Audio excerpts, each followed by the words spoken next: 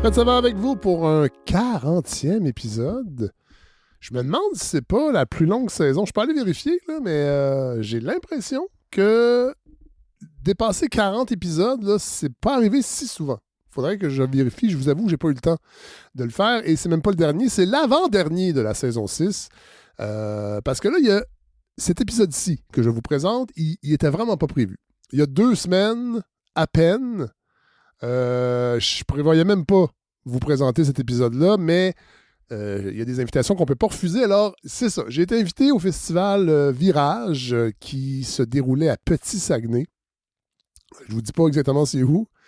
Vous allez le savoir en écoutant l'épisode parce que je me suis promené pendant le festival. C'est un petit festival sur la décroissance dans plusieurs déclinaisons.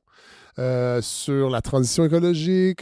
Festival, donc, qui était surtout un espace de discussion. Le soir, il y avait des activités, des spectacles d'artistes variés, rock, électro, techno.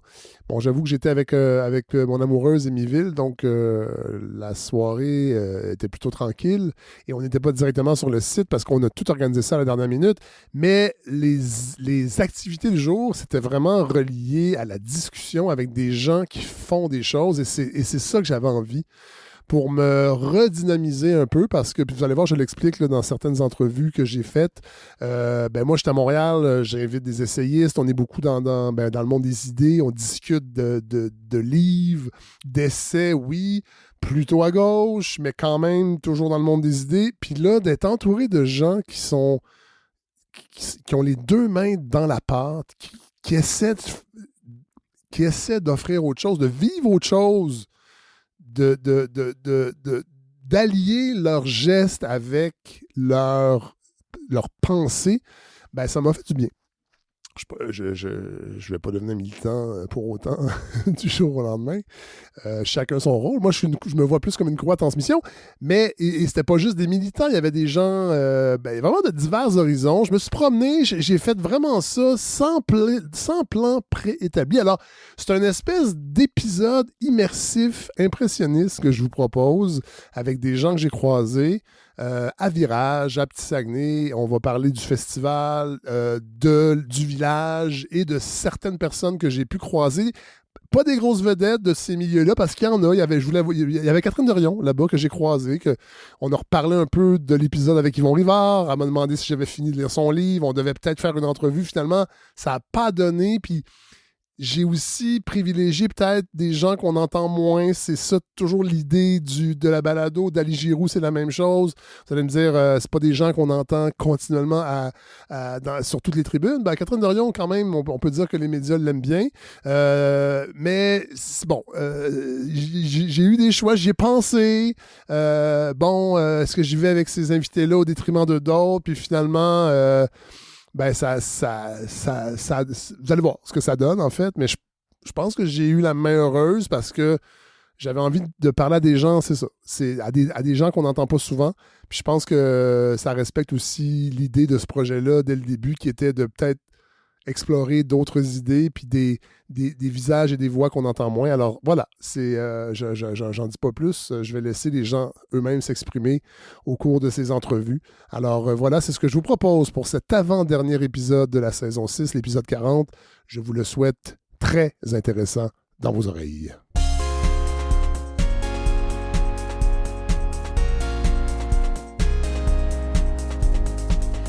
Je m'appelle Corinne, je suis organisatrice du Festival Virage pour la 2e année. Deuxième année? Deuxième année. C'est la 6e saison? 6e édition, exact. Édition, excuse-moi. On était dans on n'est pas un podcast, c'est un festival. 6e édition. Avant, c'était à Sainte-Rose. J'étais à Sainte-Rose pendant 4 ans. Ça a brassé un peu. Écoute, moi, j'étais pas là. Moi, j'étais à Montréal dans ce temps-là. Ah ouais? Puis je viens de la région ici. OK. Fait que quand j'étais à Montréal, puis je voyais ça, que ça se passait en région. Voilà. je me disais, crime, ça a bien l'air le fun, tu sais, mais je travaillais, ça ne m'adonnait jamais, fait que j'ai jamais pu y aller pendant le temps que ça se passait. Ouais. T'es-tu militante dans la vie un peu? Je suis quand même militante dans la vie. Colère? Écoute, j'ai déjà été plus en colère que ça, mais je pense que la colère a mené ça ronge. Ouais. Puis ça fatigue, puis je suis comme un peu ailleurs. Là. Je suis dans le faire, puis je suis dans la communauté, puis dans le beau. Là. OK, ah ouais? T'es-tu revenu dans ton... Je suis revenue dans ma région, mais je viens d'Alma à la base, fait que je viens du lac. Je suis une fille du lac. C'est important ça, parce que Saguenay-Lac, c'est pas pareil. Embarque-moi pas. Là, j'ai trahi un peu le lac, mais je l'assume quand même bien. Ouais. Parce que quand tu es à Montréal pendant 10 ans, le lac, la région, le Saguenay, c'est toute une belle grande région. Je suis contente d'être revenue comme être ce que j'avais pas quand j'étais jeune, mettons. Tu comprends? Exact. Puis là, ça représente quoi un festival comme ça dans un... Nous autres, à Petit Sag, moi, je travaillais à la municipalité pendant 3 ans. Là, je suis plus là, mais j'étais là avec directrice du développement avec Philon. Il m'a embauché en 2021, post-pandémie. Je suis comme, OK, je déménage, j'arrive ici. Puis là, on a fait beaucoup de projets le fun, dont des petites soirées festives en mode pique-nique électronique. Je sais pas si tu vois, là, inspiration. Mais au bout du quai ici, au Fjord, moi, je suis très musique électro. Fait que j'ai invité des amis. Il y a du monde aussi ici du Bas-Saguenay qui font un peu de DJ. Fait qu'on organisait ça. Puis là, on était comme, ce serait cool un festival, mais tu sais, on n'est pas beaucoup là, ici, là, dans le village. Fait que quand on a su que Virage se cherchait une place, on a dit, ben là, le festival, il existe déjà. Le monde le connaisse. Il y a un nom. C'est comme parfait, match parfait. Puis là, comment on organise ça? Il y a des ressources qu'il faut aller chercher? Il y a de l'argent, il y a des partenaires qu'on va chercher. Il y a de la vente de billets, bien sûr, il y a de la vente de bière. Puis il y a de la merch un peu, mais ça, c'est nouveau de cette année. Puis en tout cas, on essaye quelque chose. Mais c'est pas là qu'on rentabilise le truc. Pas encore. Mais ce qui est arrivé, c'est qu'on a, avec la municipalité, on a des ressources du nature, tu comprends? On a accès à des ressources. On n'a pas besoin de louer des pick-up. On n'a pas besoin d'embaucher tant de monde que ça parce que la municipalité prête ses ressources pour le festival. On a l'Agir aussi, qui est un organisme du Bas-Saguenay qui aide la réussite éducative chez les jeunes. Fait qu'eux autres, ils font toute la prog jeunesse. Ils s'occupent de tout ça. Fait qu'on est comme... c'est familial, utilise... C'est familial, oui, vraiment. Faut le dire. L'idée, c'est mixité sociale, tu vois.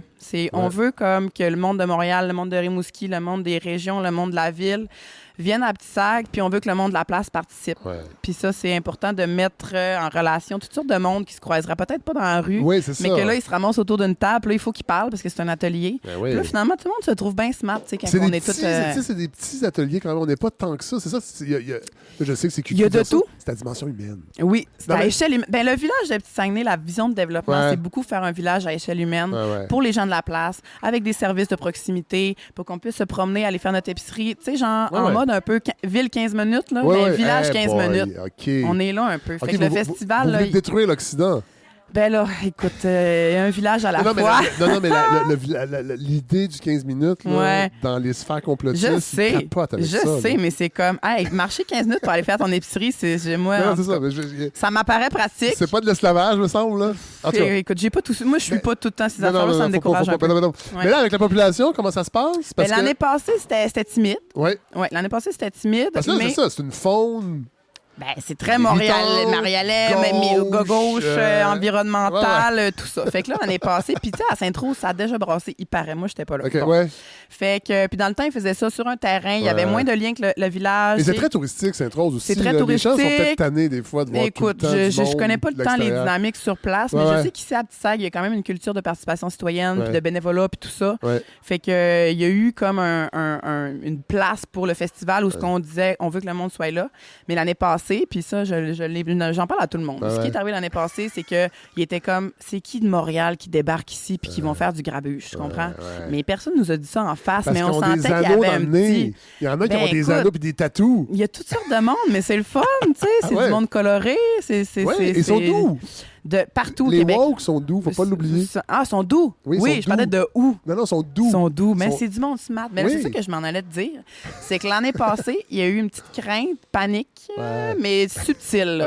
Du bouche à oreille ici, c'est très fort. Ben oui. Puis finalement, la dernière journée, il y avait un show de Brassens, hommage à Brassens, puis on a dit, hey, on ouvre les portes. On met ça nous dans un groupe Facebook local. On est comme, les portes sont ouvertes, venez voir Brassens. Mais là, tu sais bien que ça s'est ramassé du monde. Puis là, ça a dansé. Puis là, tout le monde était comme, mais c'est bien sur Brassens.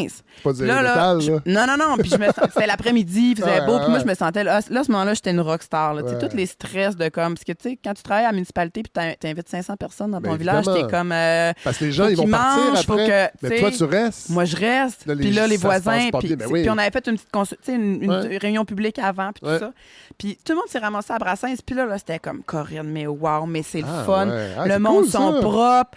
Ça s'est promené en vélo dans le village, mais c'est bien le fun parce que le village, faut pas oublier qu'il y a 10 ans, il est encore en dévitalisation selon les pourcentages. Mais le marche n'est pas encore comme là. Je pense que dans les prochaines stats, on va être moins pire. Tu comprends? Mais on a vraiment travaillé pour qu'il y ait une vie communautaire à la municipalité, dans le festival, dans toutes sortes d'initiatives. Puis ça fait en sorte que le monde sont contents.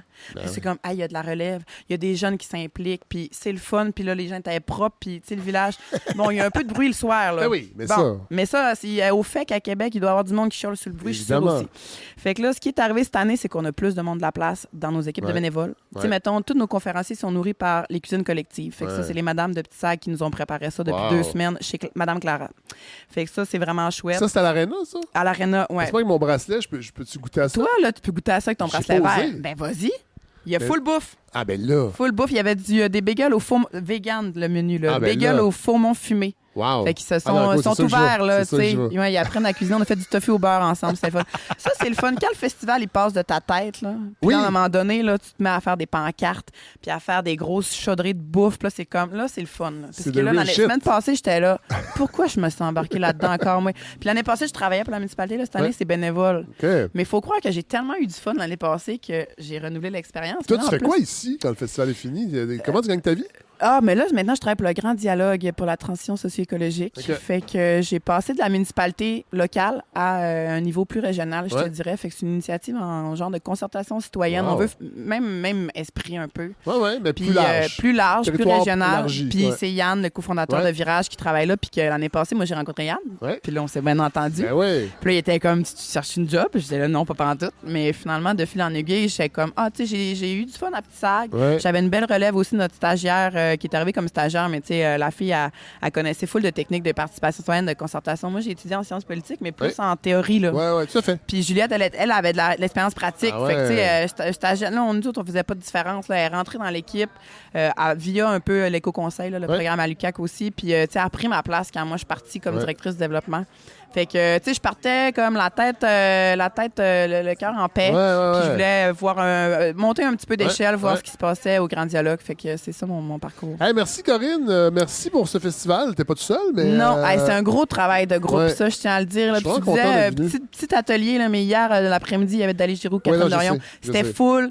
Puis les petits ateliers, tu as plus le temps de jaser. Grosse mais moi, j'ai privilégié les petits ateliers. On a plus d'espace. Tu sais, les conférenciers qui disent il y a plus d'espace, puis on rentre en profondeur, tu sais, en petits groupes. Tout à fait. Fait qu'il y en a pour tous les goûts, puis ça va de 9 le matin à 3 heures. Puis là, l'année prochaine, est-ce qu'on sait où il va être? Ah là, l'année prochaine, là on est dimanche aujourd'hui. Puis là, moi, je chill, là, puis je profite. Fait que tu veux pas que je te parle l'année prochaine? Ben là, on va faire le post-mortem bientôt, puis là, on verra. Mais on a parlé d'alternance entre Sainte-Rose puis Petit Sac, parce qu'un gros festival de même, avec un petit village, c'est beaucoup. Hein? Ça nous demande du jus. Je comprends. Fait que là, si on pourrait se nexer, là, c'est ça qui a été jasé. Mais, puis là, l'Anse Saint-Jean, voudrait pas l'organiser? À l'Anse Saint-Jean, ils ont d'autres trucs. Mais nous autres, avec Sainte-Rose, on a cette relation-là. Puis on dirait que ça va tellement. Ça va encore mieux que l'année passée, sincèrement. Pourquoi réparer quelque chose qui n'est pas brisé? C'est ça. Ça va tellement bien qu'on va être obligé de le réorganiser. Puis le monde de la place sont venus aux conférences aussi cette année. Puis ils ont trouvé ça le fun. Fait que là, c'est comme ça qu'on change le monde. Genre. Ben oui. Je pense que oui. Vraiment. Merci à toi.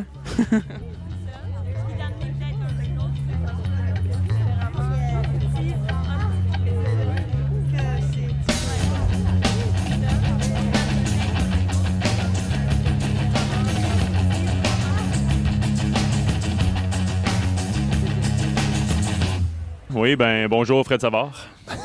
Présentation? Philombe Lafrance, maire de Petit-Saguenay. T'es-tu de la région? Moi, je suis natif de l'Anse Saint-Jean. OK, à côté. À côté. J'ai migré de 10 km. Là, on m'a dit, tu vas aller à Virage, faut que tu parles au maire, c'est moi ça. Il est ultra dynamique. Ça fait combien de temps que t'es maire de Petit-Saguenay? Bientôt 7 ans. Ah ouais, quand même. C'est mon 2e mandat. Là. Okay. Les élections municipales sont à l'automne 2025. OK. Parle-nous de Petit-Saguenay. Moi, c'est la première fois que je viens ici. Petit-Saguenay, c'est un petit village, 630 habitants, assez éloigné. Donc, on est vraiment en périphérie. Là. On n'a pas ce qu'on pourrait appeler là, de l'étalement urbain là, qui peut nous amener des nouveaux habitants, des gens qui vont travailler en ville puis qui font le transport tous les jours. Donc, ici, on est un peu indépendant et obligé de se débrouiller. C'est ce qu'on a comme histoire, là, une histoire de débrouillardise, beaucoup d'entrepreneuriat, beaucoup de projets collectifs. Qu'est-ce qu'on fait ici? Toutes sortes de choses. D'abord, à l'origine, c'était l'industrie forestière, puis on a encore une scierie.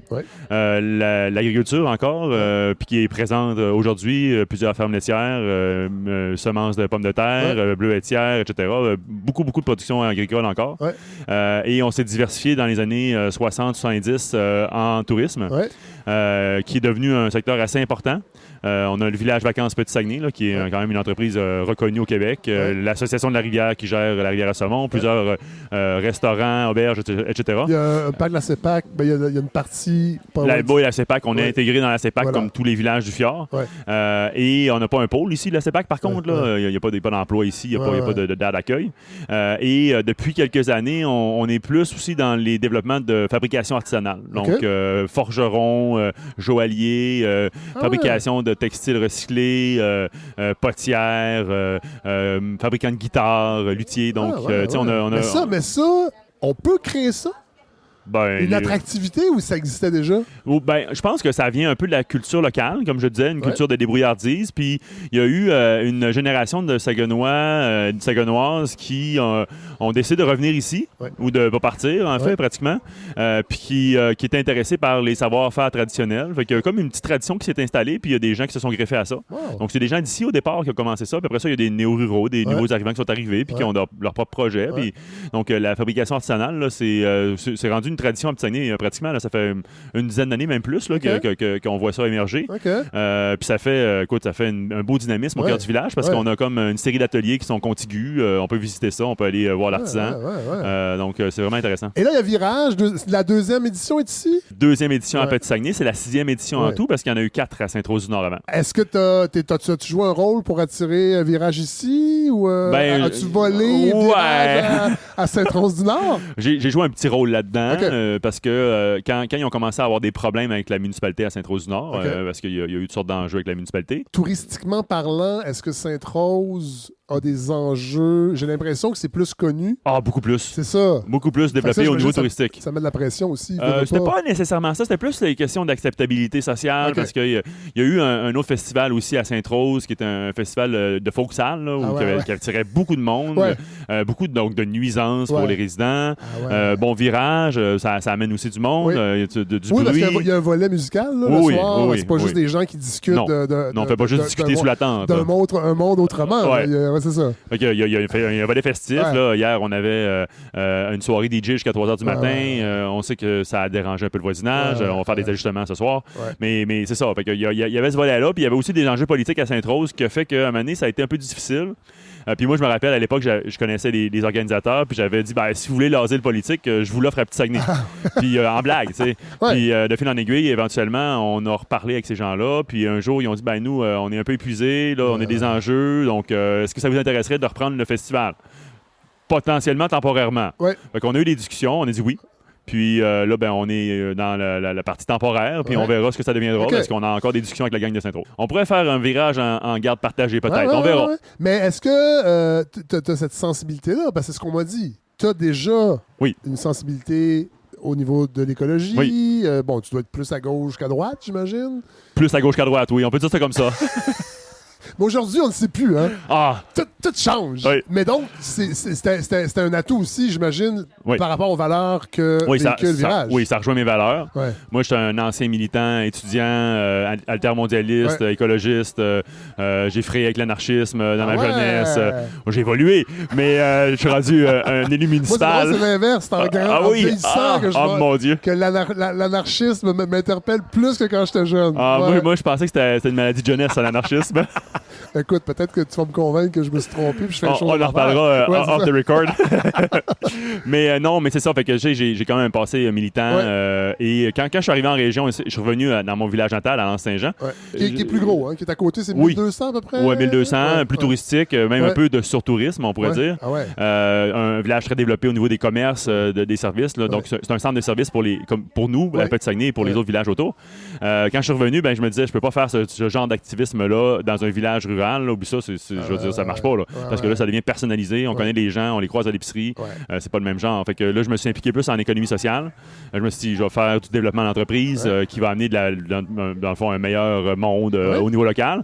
Et de fil en aiguille, j'ai été embauché comme directeur du développement à Petit-Saguenay. Puis j'ai adopté Petit-Saguenay, vraiment. Je suis tombé en amour avec le village. Un village qui est extraordinaire, je dois le dire. Là, j'adore. Je dois le dire aussi, ça fait pas longtemps que je suis ici, mais je n'étais jamais venu.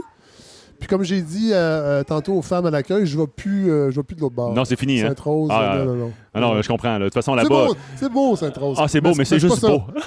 Non, c'est pas juste beau. C'est comme Paris, hein? Le problème, c'est que c'est habité, là. C'est le fun, Sainte-Rose. Il y a des beaux projets là-bas. C'est vraiment agréable d'aller là.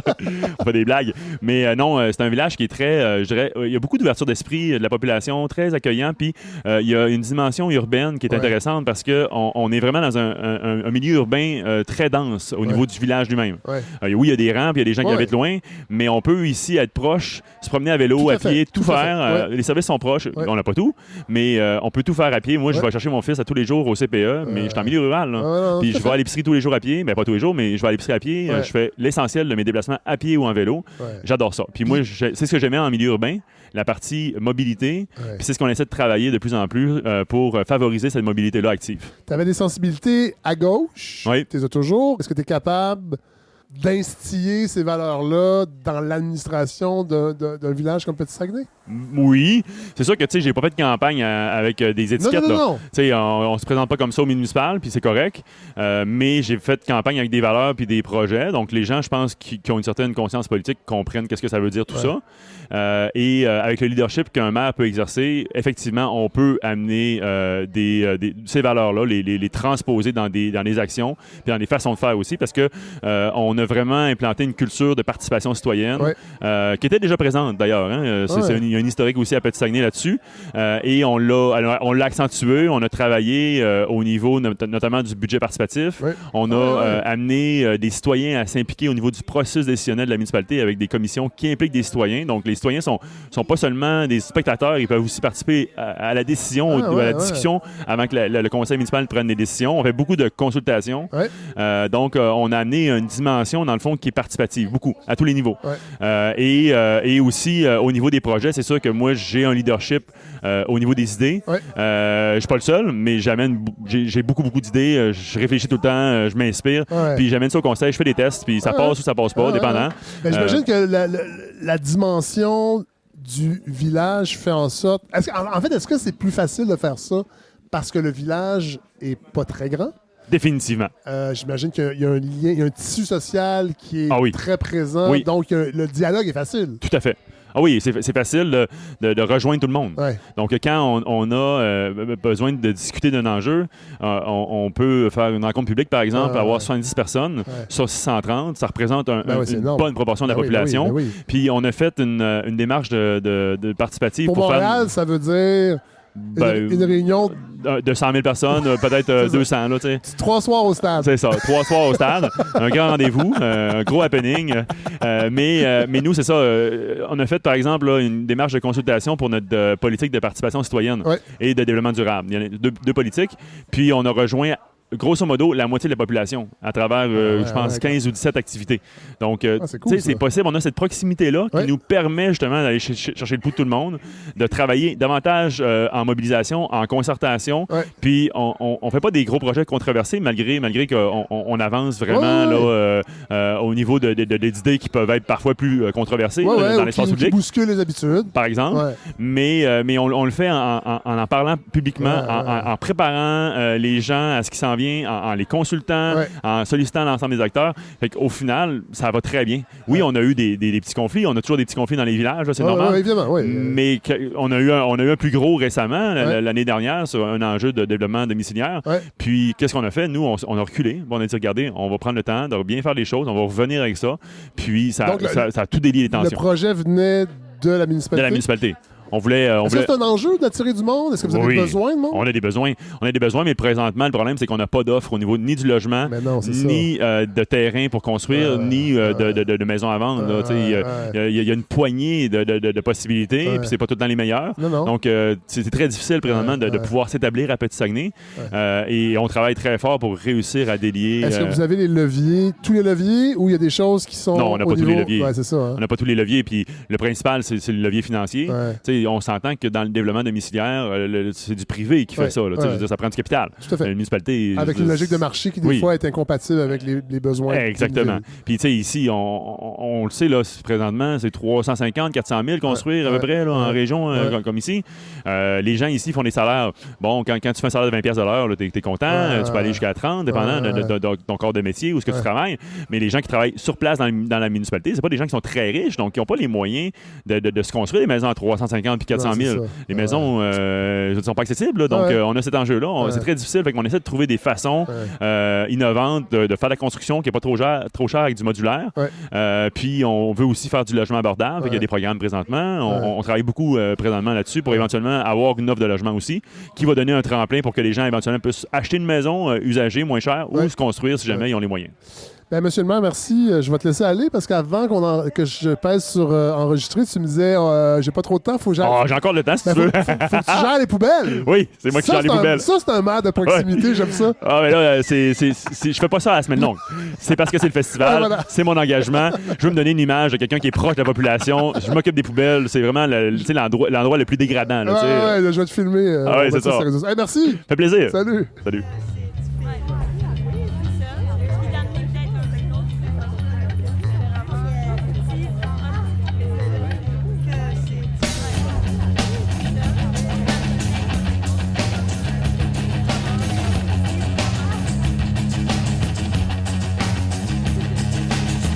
Moi, c'est Quentin. Je suis militant pour la justice environnementale, écologiste radical. Ah ouais. Ça veut dire quoi, ça?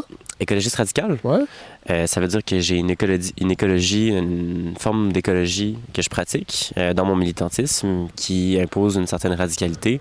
C'est-à-dire aller à la racine des choses dans le sens étymologique du terme. Ouais. Fait qu'à la racine du problème, mais aussi radical au sens plus utilisé par les médias. Ça veut dire dans les types d'actions qui sont utilisées. C'est-à-dire dans une intensité d'action aussi. Donc la nécessité de passer par certaines formes de tactiques pour pouvoir changer les choses. C'est toi qui fais partie de l'Écotech. Oui, effectivement. Parce que c'est comme ça qu'on s'est connus, tu m'as écrit. Oui, je t'ai écrit. C'est quoi ça, l'Écotech? L'Écotech, c'est un groupe de mobilisation, c'est un groupe de personnes là, qui sont étudiants et étudiantes. En fait, on s'est créé à l'Université de Montréal en opposition à l'investissement dans les énergies fossiles. On a monté une campagne de mobilisation contre les investissements de l'Université de Montréal dans les énergies fossiles qui a mené à une occupation d'une semaine au complet avec nos tentes. Là, on a dormi dans le pavillon principal. Ça, là. Fait que, bref. Ça, les médias n'aiment pas ça. Non, mais ils ont quand même aimé ça. C'était en pandémie puis c'était croustillant. Fait voilà. Ils ont vraiment aimé ça. Mais c'est ça. Fait qu'on a un groupe de mobilisation qui est situé à Tiohtià:ke, Montréal. Puis on travaille avec plein d'autres groupes, etc. Puis on est surtout maintenant une plateforme de rencontre entre des gens peut-être qui commencent le militantisme, qui veulent s'engager, puis des gens qui le sont un peu plus, qui sont déjà loin là-dedans. J'imagine qu'un événement comme un festival comme Virage, c'est galvanisant. Mais là, on arrive ici. Moi, je viens juste d'arriver. Puis, tu sais, il y a quand même une vibe, là. On la sent. Parce qu'on n'est peut-être pas à Montréal, comme tu as dit, mais j'imagine que des événements comme ça, on ressort de là, puis on a envie de continuer. Oui, absolument. Je sais que c'est cliché quand je m'écoute, là, mais en même temps, c'est que ça semble être vrai. Les clichés, c'est souvent vrai. Ben, ça fait du bien. Ça fait du bien de se rassembler. Là. Quand vous voyez votre famille, vous êtes content après. Des fois, il y a des moments plus difficiles. Il y a des moments plus difficiles.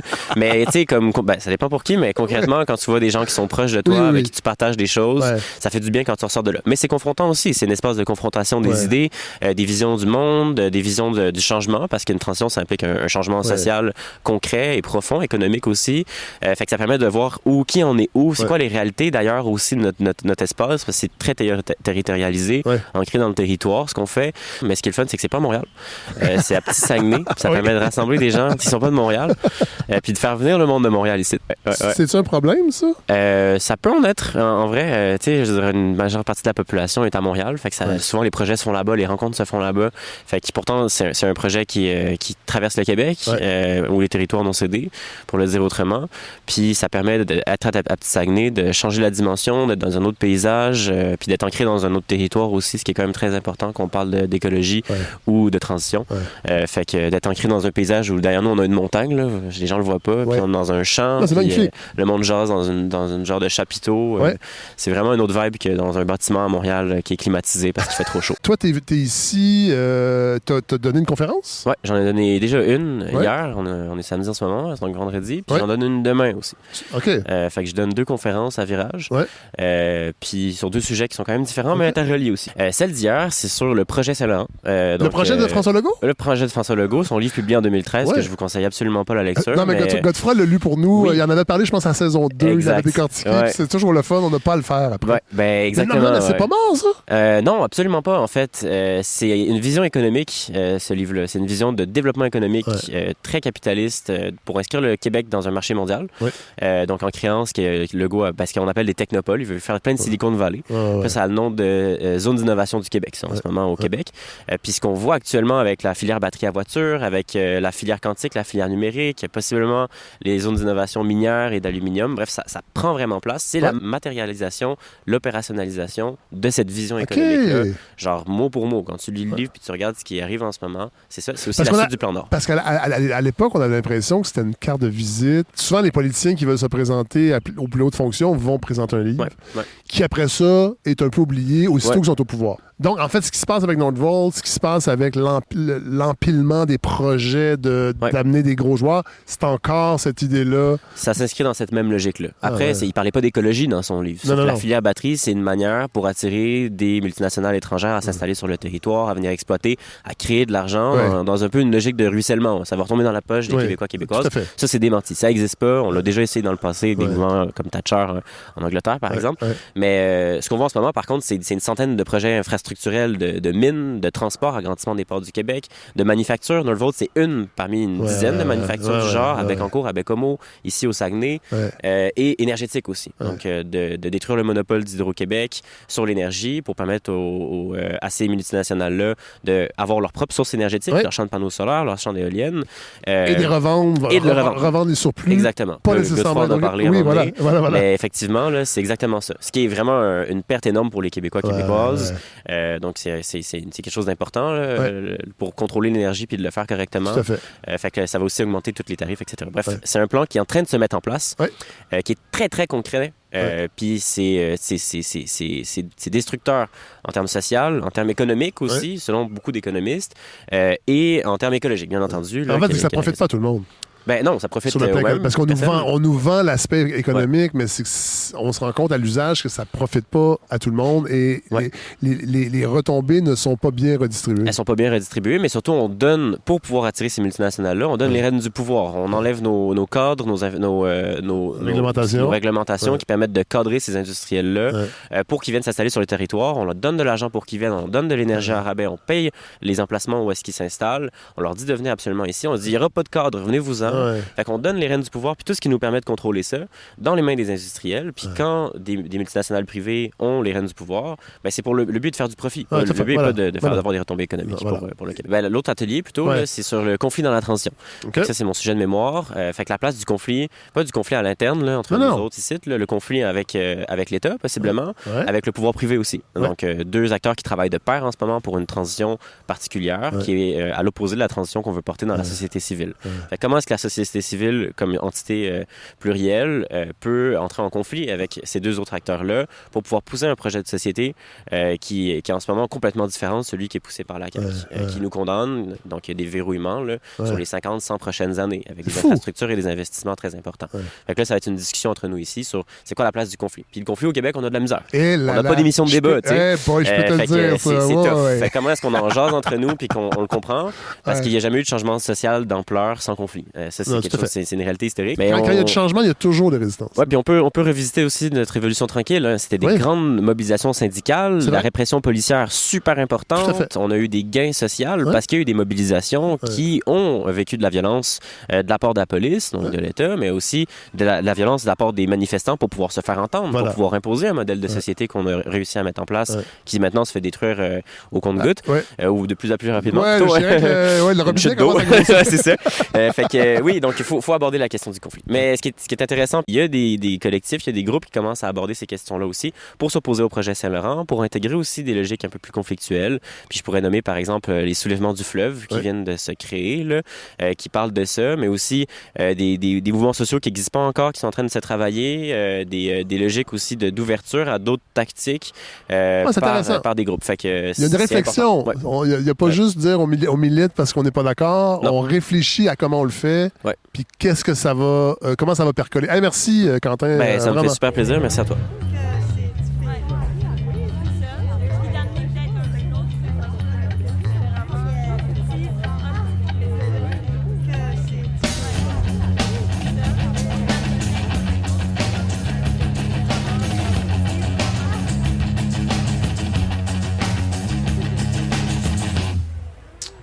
Alors, segment, comme tous les segments de cet épisode-là, m'étais pas préparé tant que ça. Je me suis dit, sur le terrain, je vais rencontrer des gens.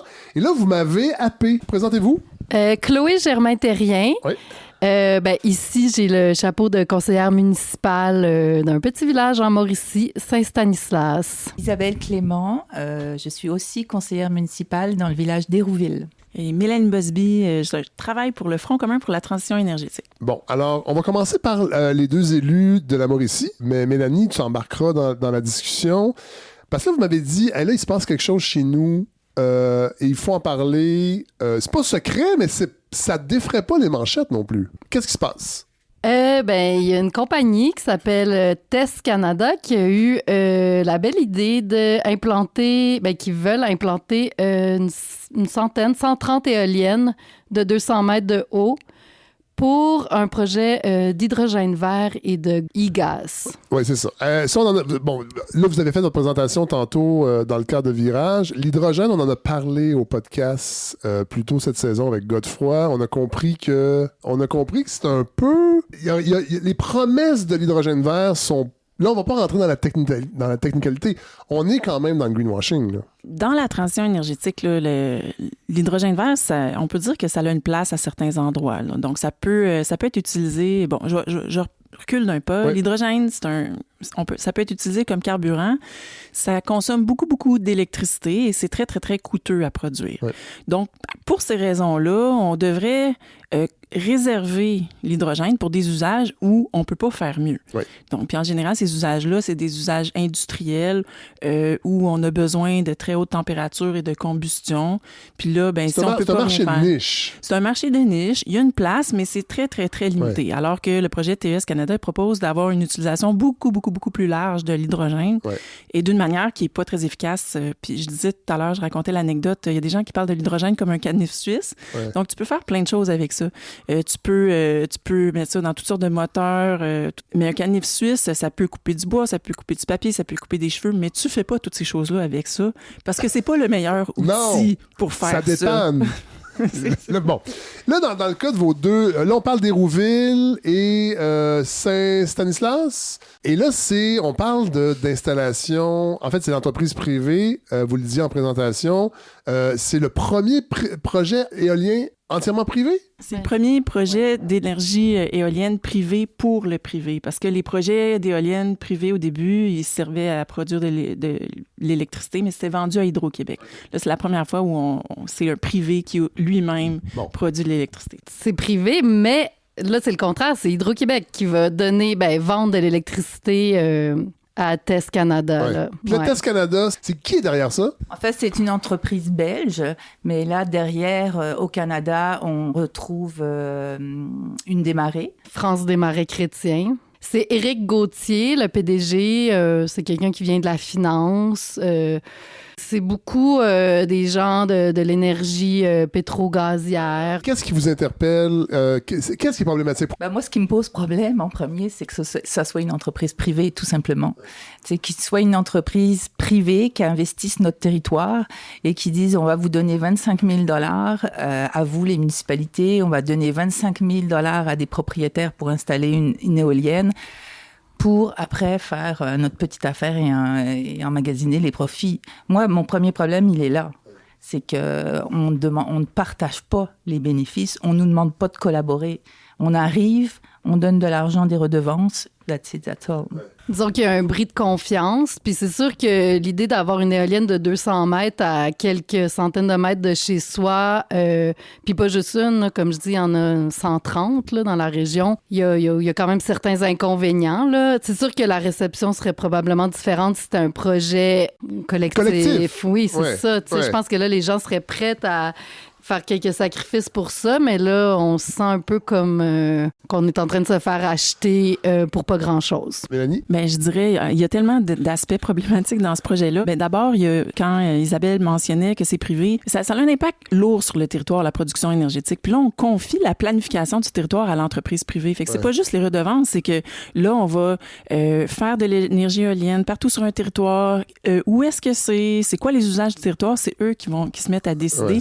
Alors qu'on n'a pas de vision d'ensemble déjà au Québec. Ça en est un problème. Puis l'autre, c'est l'usage de l'hydrogène aussi qui est assez problématique parce qu'on ne le met pas à l'endroit où on devrait l'utiliser. Puis ça requiert, vu que c'est inefficace, ça requiert énormément d'énergie. Donc plus d'éoliennes, puis on monopolise plein d'énergie de façon inefficace. On n'est pas dans la sobriété énergétique là, avec l'hydrogène. Là. Non, pas du tout, même s'il n'arrête pas de vendre ce projet-là comme un projet plus vert que vert. Tantôt, c'était clair dans votre présentation, il y a un problème de gouvernance, en fait, municipale. Et moi, ça m'a interpellé, cette idée que les MRC sont vraiment sont devenus des espèces de créatures administratives, de courroies de transmission, de projets qui sont décidés beaucoup plus haut et vous devenez des exécutantes, les municipalités, de ces projets-là, et c'est vous qui en subissez les contre-coups. En fait, ce qui s'est passé, c'est qu'on a été tenus à l'écart, vraiment. Moi, en tant que conseillère municipale, je me suis sentie tenue à l'écart de toutes les conversations, des décisions. Je pense que les citoyens encore plus. Évidemment, les citoyens se sont tournés vers nous dans nos conseils municipaux. Je veux dire, il faut savoir qu'en général, dans nos conseils, il y a pratiquement personne qui se présente là. À Aéroville, on a 1 ou 2 personnes. Maintenant, depuis l'annonce du projet, nos salles sont pleines. Le Conseil des maires, où je pense que normalement, il n'y a pas grand monde non plus, les salles sont pleines également, ça déborde.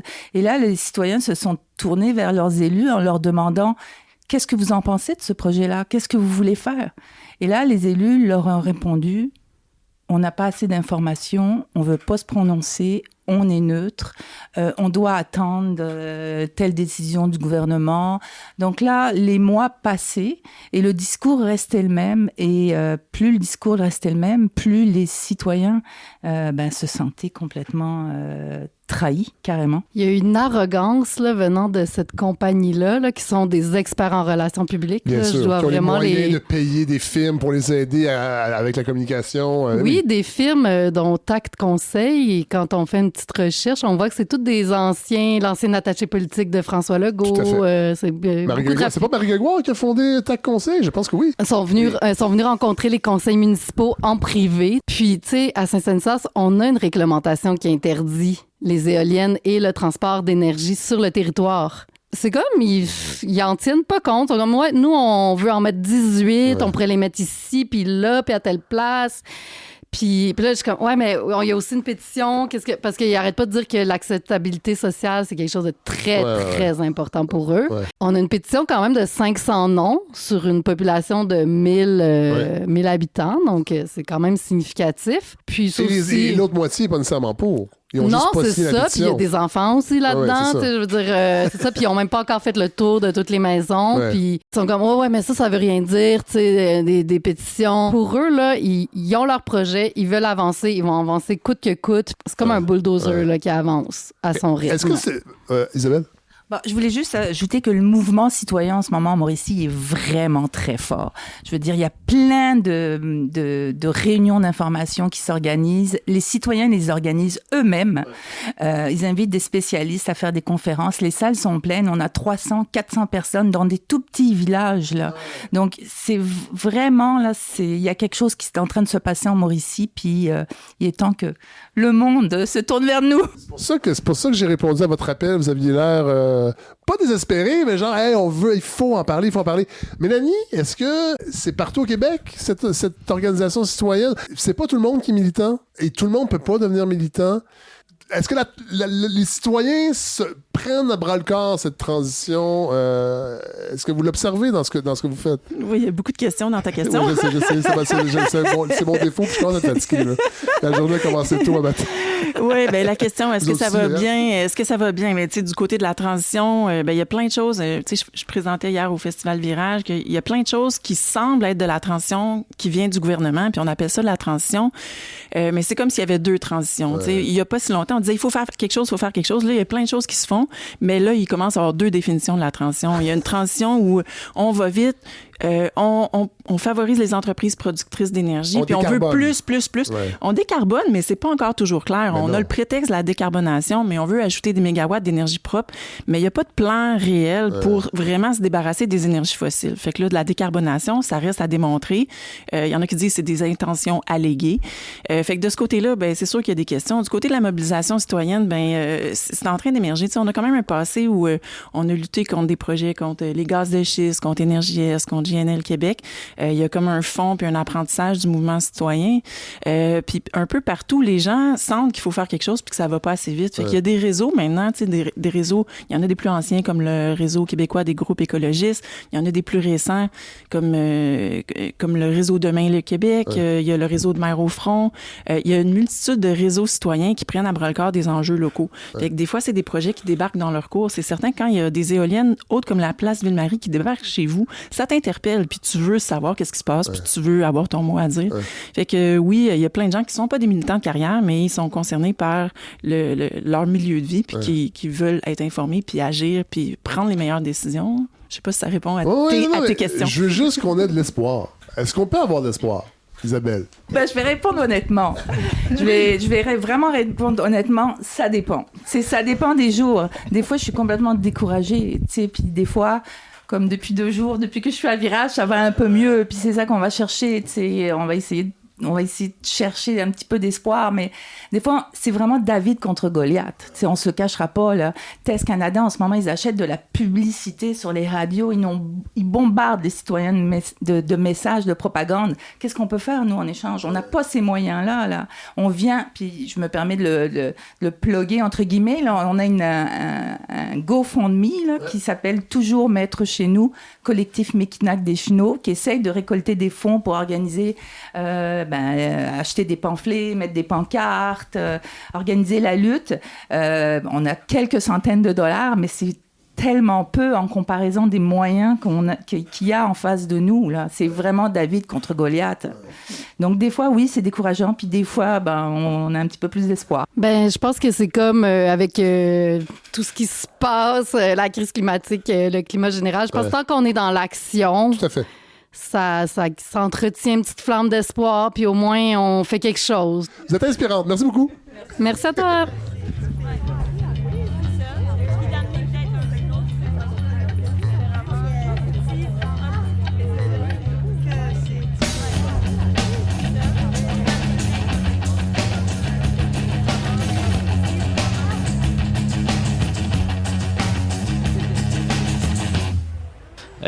Antoine Janoudi, je suis co-porte-parole du comité Action citoyenne pour tout ce qui est dossier municipal, aménagiste, de l'aménagement du territoire, là, surtout. Ouais. Puis j'étudie au bac en développement durable du territoire à l'Université Laval. Et là, tu es ici à Virage. Là, je viens d'entendre la dernière portion de ta conférence. Tu es ici pour parler de quoi? Je parle du projet Nordvolt. Ah, ce fameux projet. Oui, notre fameux projet de belle croissance verte, comme on dit. Bon, on en a parlé déjà avec Godefroy, entre autres. Moi, je veux t'entendre sur c'est quoi être à Virage, parler à des gens, parce que là, il y avait peut-être une 50aine de personnes, 40aine de personnes. J'imagine que ça fait du bien Ça fait beaucoup de bien parce que c'est ce qui est vraiment manquant dans tout le processus de Nordvolt, c'est justement l'aspect dialogue, l'aspect débat sur qu'est-ce qu'on veut comme projet, qu'est-ce qu'on veut comme avenir énergétique au Québec. Puis là, ici, on a l'opportunité de discuter avec plein de gens qui n'ont pas nécessairement des opinions pareilles. Non, tout à fait. C'est ultra constructif. Toi, t'habites à côté. En fait, ce projet-là, c'est pas seulement un projet militant, c'est que ça touche ta vie de citoyen. Oui. Dans le fond, moi, je suis de l'autre côté du Richelieu. Je suis à Saint-Hilaire. Puis, c'est le même Richelieu. C'est le même Richelieu. C'est la même eau potable qui vont pomper et rejeter leurs contaminants, comme ils ont fait en Suède. Je t'écoutais tantôt, puis c'est fou parce que les médias en ont parlé. On parlait, oui, d'une certaine contestation, du manque de transparence du gouvernement, mais tu donnais des exemples vraiment précis d'impact sur l'environnement, sur le rejet des eaux, la prise d'eau. Avec Gérard Baudet, on a parlé des infrastructures parce que c'est pas vrai que c'est tous des gens de la région qui vont venir travailler. Il va y avoir du monde qui vont peut-être même venir d'1 heure, 1 heure et demie. Fait qu'il va y avoir des engorgements, des embouteillages. Mais juste l'aspect pollution, là, impact environnemental, je trouvais qu'il y avait comme deux réalités, ce qu'on entend dans les médias. Puis là, je veux pas accuser les médias, là, c'est pas ça le point. Mais comment toi qui milites, qui est dans des comités qui essaient d'avoir des échantillons, il y a des parallèles à faire avec la fonderie Horn, et la science citoyenne, c'est quelque chose, j'ai l'impression, en tout cas, que vous développez. Mais comment tu te sens par rapport à cette espèce de, je dirais pas dystopie, mais entre le discours ambiant et le terrain? C'est sûr qu'il y a une déconnexion quand même assez flagrante là, entre ce qui est véhiculé par le gouvernement puis certains médias principalement, mais on se retrouve avec une divergence fondamentale entre ce qui est dit puis ce qui est réellement sur le terrain. Ils n'arrêtaient pas de justifier le projet parce que c'était un terrain qui était contaminé avant, qui est encore contaminé. Mais ça aurait été un argument pour ne pas faire le projet, c'est le fait que le terrain était trop contaminé puis qu'il devait rester en friche, en forêt, puis que les contaminants soient absorbés naturellement par le sol parce que le sol est déjà contaminé jusque dans la nappe phréatique à cet endroit-là. Fait qu'il n'y a pas de retour en arrière, mais là, c'est qu'on va libérer les contaminants déjà présents sur le site dans le Richelieu, qui est notre eau potable. Puis après ça, on rajoute aussi les contaminants qui vont être rejetés par l'usine en tant que telle. L'état d'esprit dans la population, je connais la région un peu, ma mère habite pas très loin, j'y habitais aussi dans cette ville dortoir qui est Belleuil. Là, c'est pas à Belleuil directement, mais c'est à côté. Parce qu'à la fonderie Horn, il y a des tensions dans la région, mais tu sais, avec le secteur minier, ça fait plus longtemps aussi. Il y a un historique en Abitibi de ces tensions-là entre les jobs payants. Bon, c'est quoi l'état des lieux sur le plan citoyen? Il y a quand même une divergence assez forte là, entre les gens qui sont pour le projet et les gens qui sont contre. Mais il y a quand même une majorité de gens qui sont impliqués contre versus le nombre qui sont pour. Pas nécessairement les gens qui répondent au sondage. Non, je comprends. Mais dans le sens... il y a une inquiétude. Il y a plus d'activités contre le projet que d'activités pour. Tu parlais pendant ta conférence du financement, les enjeux de financement. Je vais te demander de les répéter parce que je pense qu'il faut le rappeler que les militants, ils prennent ça sur leur temps. Puis là, vous parliez d'aller faire des échantillons. L'aspect financier, là, qu'est-ce que tu peux nous dire? Oui, l'aspect financier est assez difficile de soulever des fonds. Mais on a la chance de travailler avec les mêmes personnes qu'à Rouyn. Ah ouais? Les maires au front sont impliqués? On collabore avec Maire au front Rive-Sud, mais on travaille aussi avec la Société pour vaincre la pollution. Que c'est avec Daniel Green qu'on va faire les échantillonnages. Fait que c'est à peu près la même chose que Rouyn. Là, puis mêmes enjeux. Les mêmes enjeux. Puis niveau financement, disons que d'essayer de mobiliser de l'argent, surtout comparativement à l'argent qui est mobilisé contre nous, c'est assez... c'est titanesque. C'est titanesque. Là, nous, on cherche à avoir 15 000 pour faire des échantillonnages citoyens. Là. Présentement, en levée de fonds, c'est du sociofinancement, j'imagine? Oui, c'est du sociofinancement. C'est sur GoFundMe. Puis c'est vraiment pour pouvoir échantillonner puis pouvoir forcer le gouvernement à prendre ses responsabilités face au projet puis face aux contaminants qui pourraient être rejetés, qui vont probablement être rejetés dans l'eau. Puis qui vont affecter non seulement la vie humaine, mais aussi la vie animale. Le vivant. Le vivant en général. Ouais. Ici, à Virage, il y a plusieurs organisations militantes. Est-ce qu'il y a... Tu parles des Mères au front, tu parles de Rouen, donc les gens se parlent. Oui, les gens se parlent. On collabore avec beaucoup d'autres organismes, là, que ce soit des fondations, que ce soit des organismes plus professionnels, juste le Centre québécois du droit de l'environnement, avec qui on travaille depuis le début contre le projet. Et certains partis politiques aussi qui viennent nous parler puis qu'on discute. Mais il y a aussi beaucoup d'organisations militantes un peu plus radicales. Ouais. On peut parler de Rage climatique qui ont fait des blocages du terrain. On n'a pas le choix. Hein? Je sais que les gens, des fois, se disent « Ouais, là, quand c'est radical, moi, je débarque dans des... » Quand on affronte des compagnies comme Nordvolt, j'imagine que c'est presque obligatoire qu'il y ait une certaine radicalité. Oui. Le problème, c'est que on a épuisé toutes les ressources juridiques, légales, politiques, puis on se bute toujours à une absence de démocratie assez flagrante, que ce soit dans les municipalités ou dans les MRC ou au niveau politique provincial. Je veux dire, les députés, ils veulent même pas nous parler. C'est fou, ça, les élus de la région. Oui. Les élus, ce que Jolin Barrette, il nous dit, c'est judiciarisé, fait que je peux pas en parler. Ah, bien sûr. Mais reste sinon, que le projet, sinon, il y a un secret... le secret industriel. Ouais, voilà. Ouais. Ou sinon, c'est judiciarisé, fait que c'est facile à dire. Fait qu'en gros, on peut rien dire. Ah ouais. Fait que après ça, c'est inévitable que les gens vont aller brasser les choses. Ouais. Puis face à des projets aussi destructeurs que ça, puis qui vont affecter les conditions de vie en affectant la biodiversité au point que Nordvolt le fait, c'est une atteinte directe aux conditions de vie sur Terre.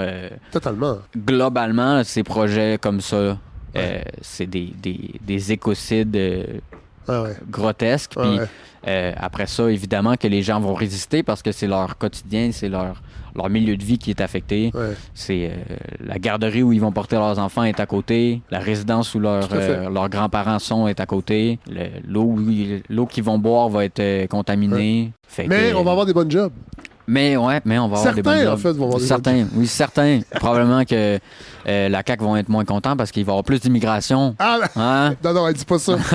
Elle dit pas ça. Les députés de la CAQ vont popper ici. Hey, je te laisse aller manger parce que c'est l'heure du dîner. Puis moi, je t'ai pris à la toute fin, à la volée comme ça. Merci, Antoine. Merci de me recevoir. C'est très cool.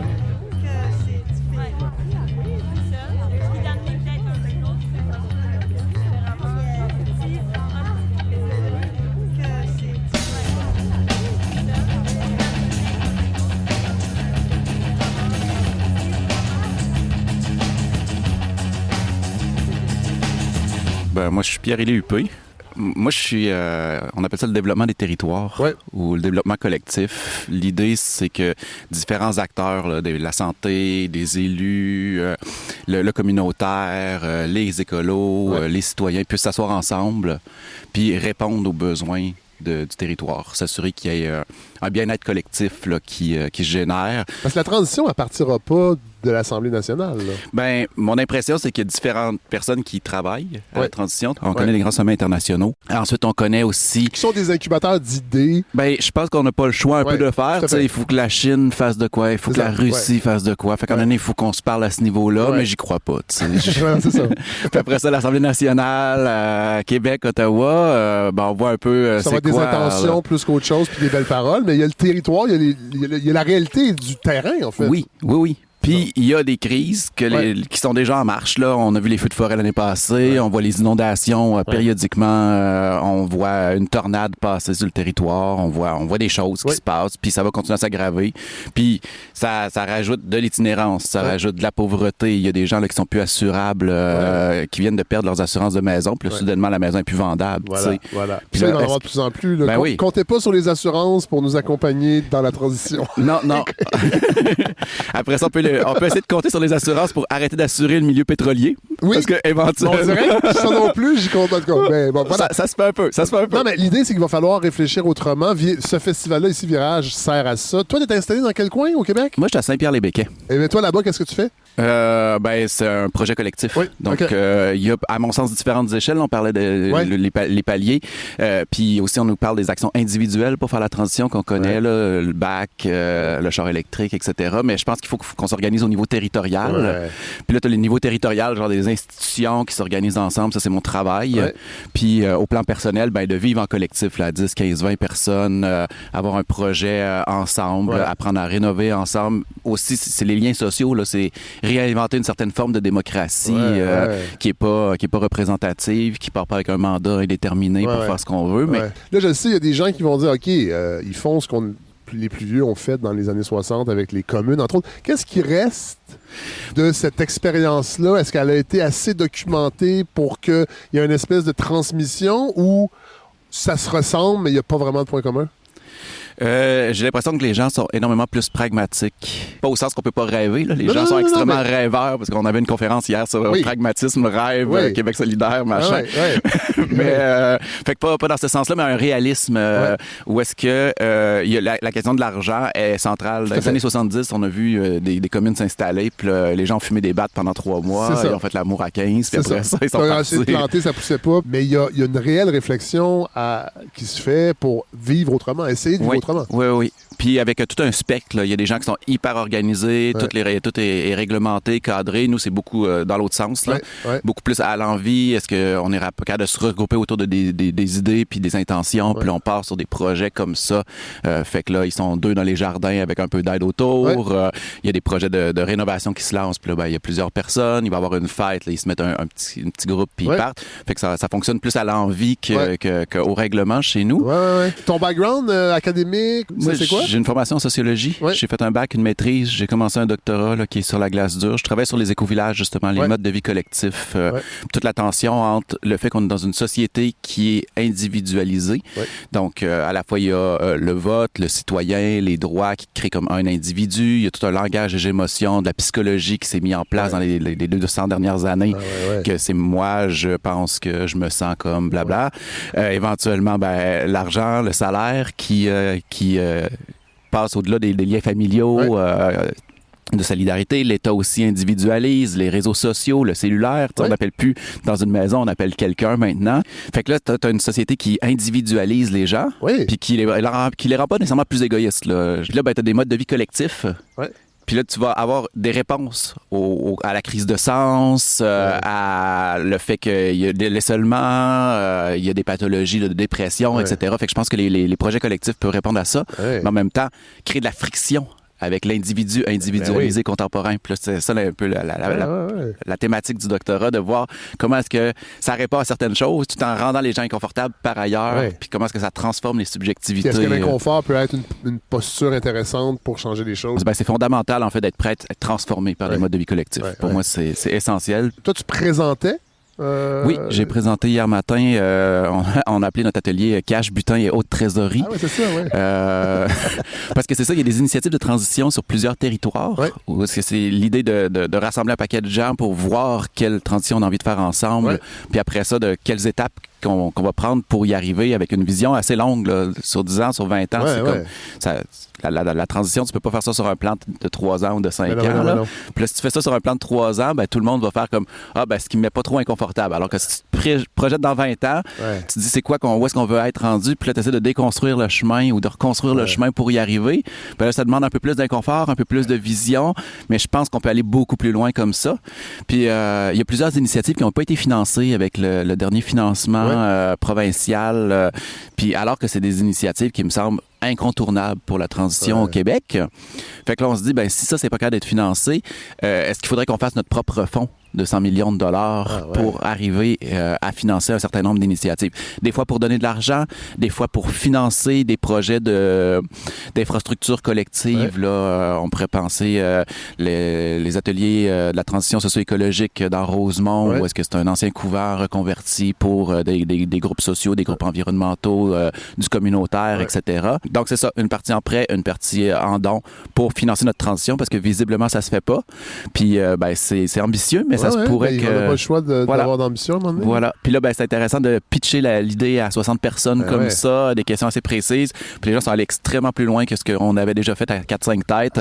Donc on avait l'intelligence collective de virage en pleine marche. Puis c'est pour ça aussi que je viens ici, parce que pendant 2 jours, 3 jours, je jase avec des gens de différents horizons que je croise une fois par année, que j'ai jamais croisé auparavant, puis qui ont des choses, des expériences à partager, des choses à dire vraiment intéressantes. Moi, ça me fait du bien parce que c'est ça. Oui, je suis un podcast à gauche qui est sensible à ces idées-là, mais je suis chez nous, à Montréal, et là, d'être avec du monde qui font des affaires concrètes et qui réfléchissent et qui ont envie de partager. Moi, je trouve que vraiment, il y a quelque chose de galvanisant. De savoir il y a plein de gens qui pensent, ils font plus que le penser, ils l'appliquent, des choses que moi je lis dans des livres, dans des essais. Oui, j'invite des essayistes, mais là, je suis avec du monde qui applique, ou en tout cas qui tente de le faire. C'est vraiment intéressant. Et tu fais partie de ceux-là? Ben oui, je fais partie de ceux-là. Il faut bien. Oui. Mais c'est le fun de voir aussi qu'on n'est pas tout seul aussi à Virage. Ça, c'est le fun à motadine. Là. Ben merci, Pierre-Élie. Merci, Fred. Belle rencontre. On se croisera. On va sûrement se croiser sur la route. Là. Définitivement. Salut. À Saint-Pierre ou ailleurs. Bye bye.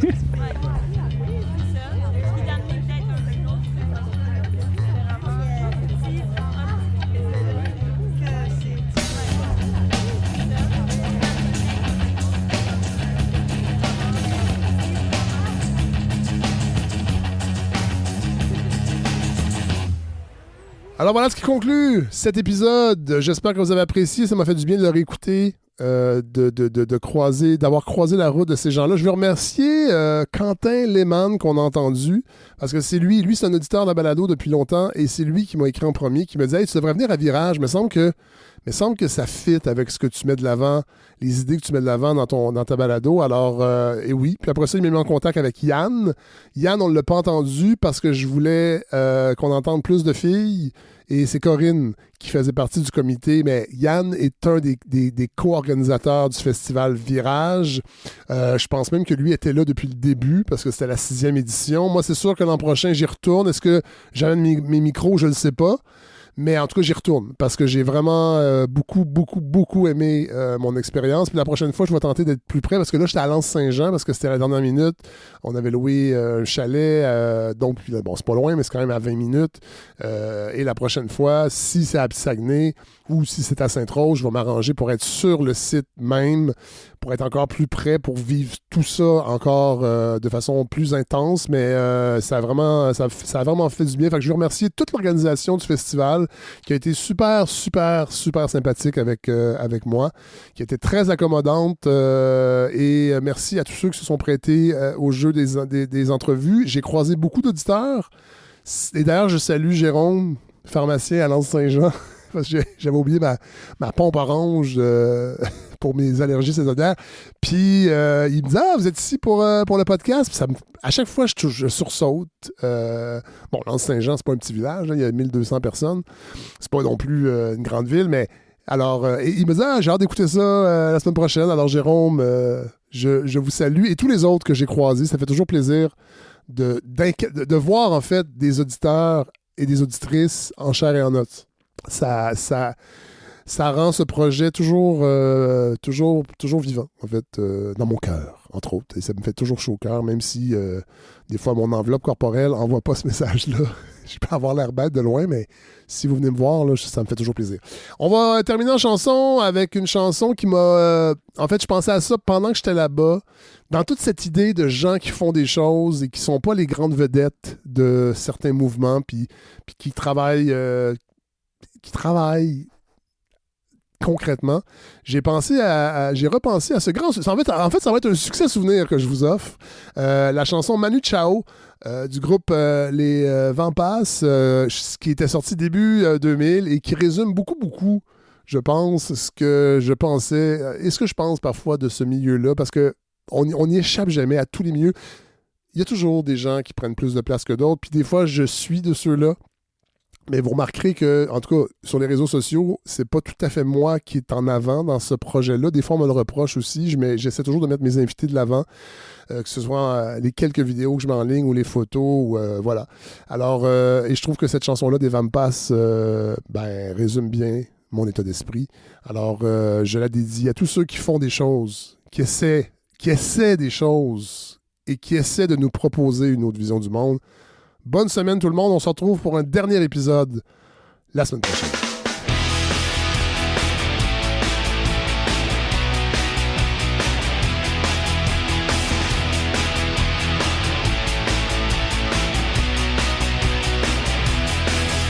Je sonne dans les glaciaux, un groupe punk de Normandie. On répète dans la grange tous les mardis et les jeudis. Quand au bout d'un quart d'heure, on a assez fait de bruit, on s'assoit dans le foin et on chante ce refrain. Si j'avais le portefeuille de Manu Chao, je partirais en vacances, au moins jusqu'au Congo. Si j'avais le compte en banque de Louise Attaque, je partirais en vacances, au moins jusqu'à Pâques. C'est bon la Normandie comme le dit ma grand-tante Marie. Mais si j'avais du blé, je partirais bien loin d'ici. Souvent les soirs d'été, je m'assois dans les champs de blé. Je ferme doucement les yeux et j'écoute le pommier chanter. Si j'avais le portefeuille de Manu Chao, je partirais en vacances avec tous mes potos. Si j'avais le compte en banque de Louise Attaque, je partirais en vacances au moins jusqu'à Pâques.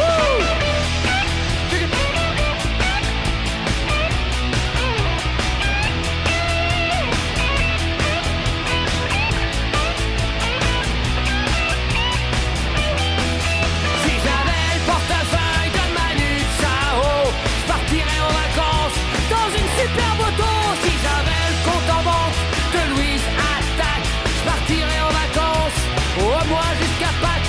Moi aussi si je pouvais, j'irais bien jusqu'au Mexique, boire de la tequila avec le commandant Marcos. Mais j'ai encore au moins 5 hectares à labourer, je remonte sur mon tracteur et chante pour me donner du cœur. Si j'avais le portefeuille de Manu Chao, je partirais en vacances, au moins jusqu'au Congo. Si j'avais le compte en banque de Louise Attaque, je partirais en vacances, au moins jusqu'à Pâques. Mais j'ai pas un beau chapeau comme Manu Chao, et j'irai en vacances seulement à Saint-Lô. Et j'ai pas de la classe comme Didier Vampas, je resterai pour les vacances tout seul avec mes vaches. Si j'avais le portefeuille de Manu Chao, je partirais en vacances avec tous mes potos. Si j'avais le compte en banque, la Louise Attaque, je partirais en vacances au moins jusqu'à